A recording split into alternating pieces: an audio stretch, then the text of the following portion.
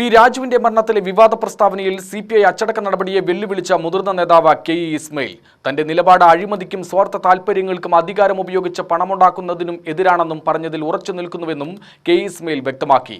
താൻ അവസരവാദിയല്ല, കമ്മ്യൂണിസ്റ്റ് പാർട്ടിയുടെ മൂല്യങ്ങളിൽ ഉറച്ചു നിൽക്കുന്നയാളാണ്.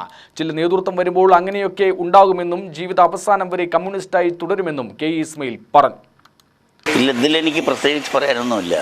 ഞാൻ 10-70 കൊല്ലമായിട്ട് കമ്മ്യൂണിസ്റ്റുകാരനായിട്ട് പ്രവർത്തിക്കുന്ന ഒരാളാണ്. മറ്റ് പ്രദേശങ്ങളിൽ നിന്ന് അപേക്ഷിച്ച് ഇവിടെ പാർട്ടി കെട്ടിപ്പടുക്കുന്നതിന് കൂടുതൽ ത്യാഗം സഹിക്കേണ്ടി വന്നിട്ടുണ്ട്.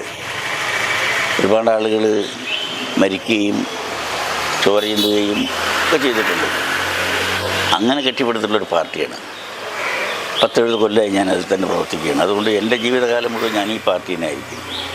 ഈ പാർട്ടിയെ സംരക്ഷിക്കാനും ഈ പാർട്ടി ശക്തിപ്പെടുത്താനുള്ള പ്രവർത്തനത്തിൽ തന്നെയായിരിക്കും ഞാൻ ഉണ്ടാവുക.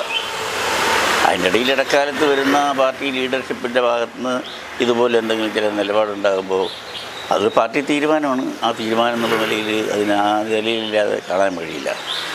പിന്നെ എന്നെക്കുറിച്ച് പറയുന്ന കാര്യങ്ങൾ എന്തൊക്കെയാണെന്നുള്ളത് വിശദമായിട്ട് മനസ്സിലാക്കട്ടെ. അതിനുശേഷം എന്തെങ്കിലും എനിക്ക് പറയാനുണ്ടെങ്കിൽ അപ്പോൾ പിന്നീട് ഞാൻ പറയും.